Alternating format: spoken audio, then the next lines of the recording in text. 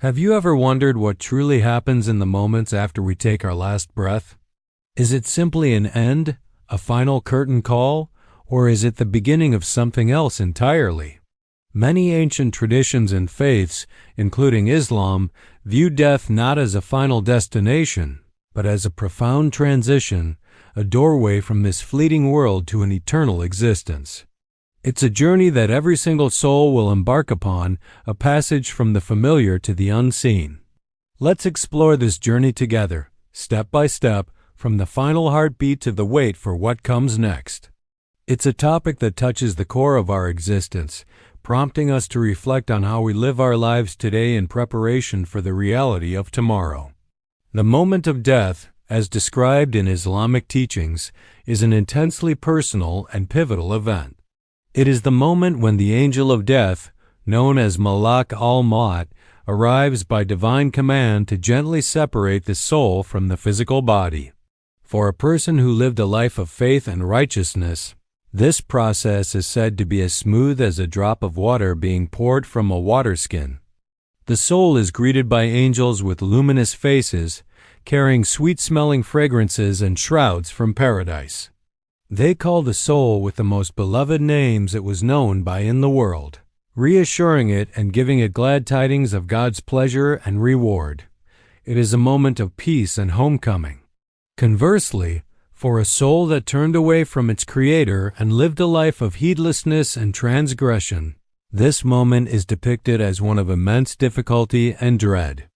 The separation of the soul from the body is described as being as difficult as pulling a thorny branch through wet wool, tearing and snagging at every point. The angels that come for this soul have stern and imposing appearances, carrying rough shrouds with an unpleasant odor from the depths of the fire. They bring news of divine wrath and impending punishment. This stark contrast highlights a fundamental concept. Our experience of death is a direct reflection of the life we chose to live. It's the first glimpse into the consequences of our actions, a mirror showing us the reality of our deeds.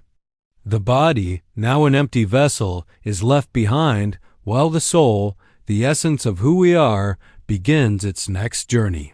Once the soul has departed from the body, it doesn't just vanish into nothingness.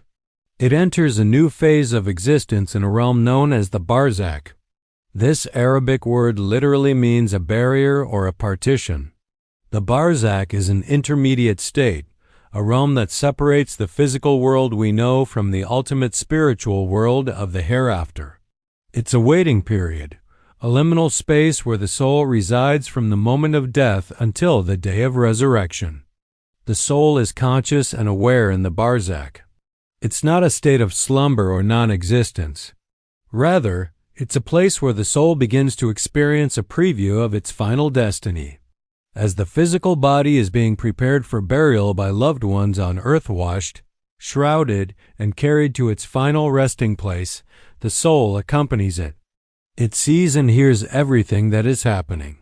It witnesses the grief of the family, hears the footsteps of the funeral procession, and observes its own burial.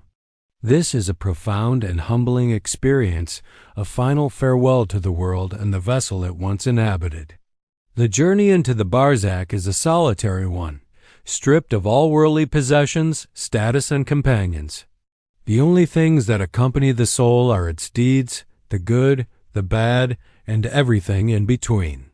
This realm is beyond our earthly perception, but its reality is described as being more intense and real than our current existence.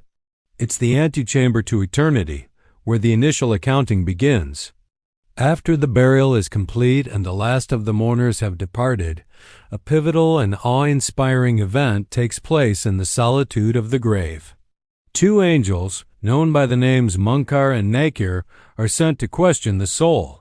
Their appearance is described as formidable, meant to test the resolve of the individual. They will sit the deceased person up in their grave, a metaphysical, not physical, sitting, and begin their interrogation. This isn't a test of memory or intellect. It's a test of faith, a questioning that reveals the core of one's convictions.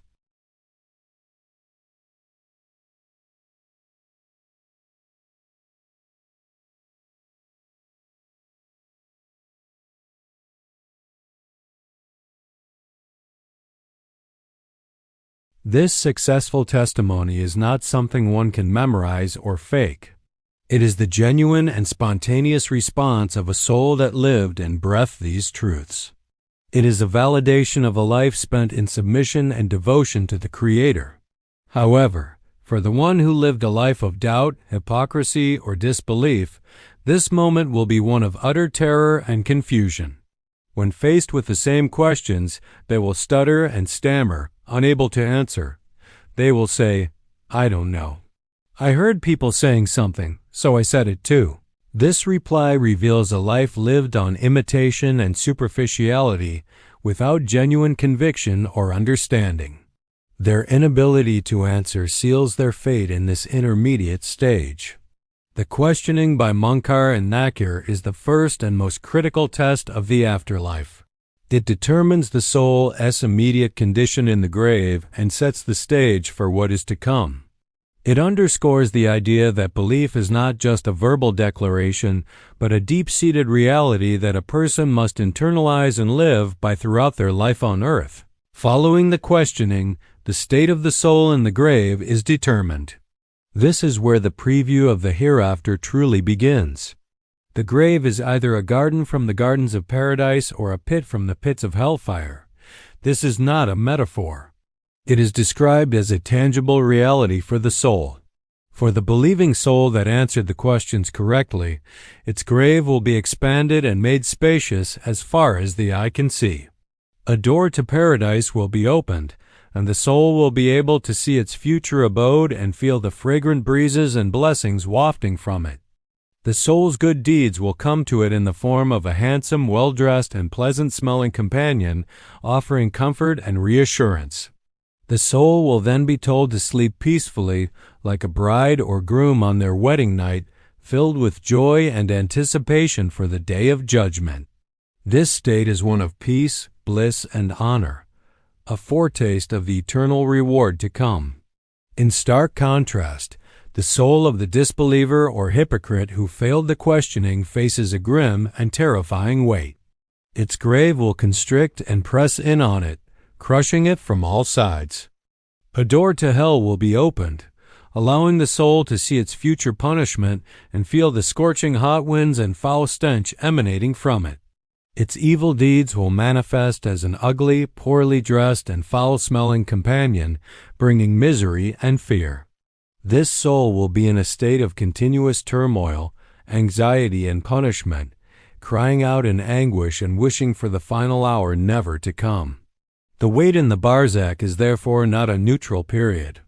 It is an active state of either reward or punishment, a direct consequence of one's beliefs and actions in the worldly life. It serves as a powerful reminder that our journey doesn't pause at death. Rather, it enters a new, more intense phase where the results of our earthly examination begin to unfold long before the final day of judgment.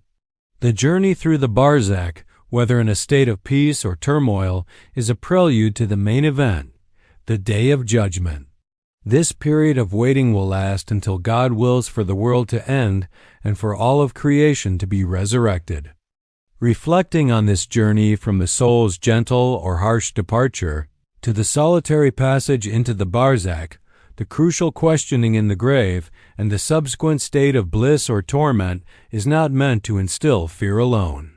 Instead, it is a profound and merciful call to action. It serves as a powerful reminder of our purpose in this life. This world is a testing ground, a temporary farm where we plant the seeds of our deeds. The harvest will be reaped in the hereafter.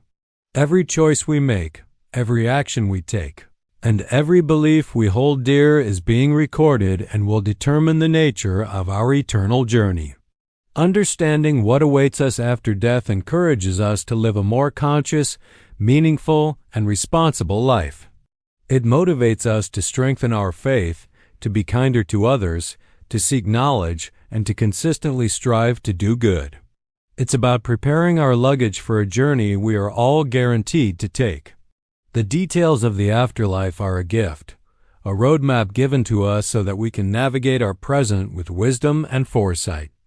Let's use this knowledge to build a legacy of faith and good deeds, so that when our time comes, our transition is one of peace, and our wait is one of joyful anticipation for the eternal bliss that awaits. Thank you for joining me on this exploration of a journey that awaits us all. If this reflection has given you something to think about, please consider liking this video and subscribing for more content that delves into the deeper questions of life and faith. Until next time, may you live a life of purpose and preparation.